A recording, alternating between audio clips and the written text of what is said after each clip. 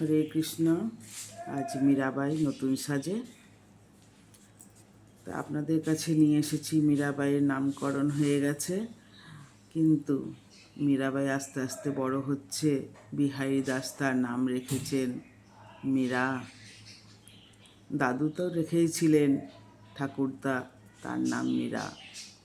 যিনি হলেন কুলের প্রতীক, প্রেমের প্রতীক, শ্রীকৃষ্ণ গিরিধারীর প্রতীক। সেই প্রেমের প্রতীক এক ছিলেন রাধা, দ্বিতীয় হলেন মীরা। রাধা কোনোদিনই চায়নি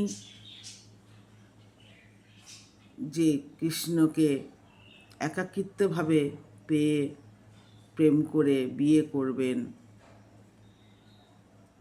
কিন্তু পরে তার সঙ্গে তার বিয়ে হয়নি।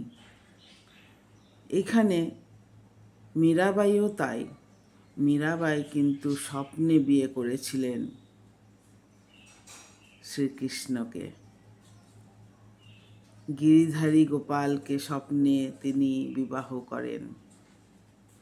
যেমনটি হয় বিয়ের মণ্ডপ, যেমনটি হয় হাতের মেহেন্দি, সব কিছুই ছিল তার পুরো স্বপ্নে। তিনি স্বপ্ন ছাড়া আর কিছুই পাননি। তার গিরিধারীর সঙ্গে তিনি নিজেকে লীন করে দিয়েছিলেন। এইটুকুই থাক। অনেক ভালোবাসা রইল।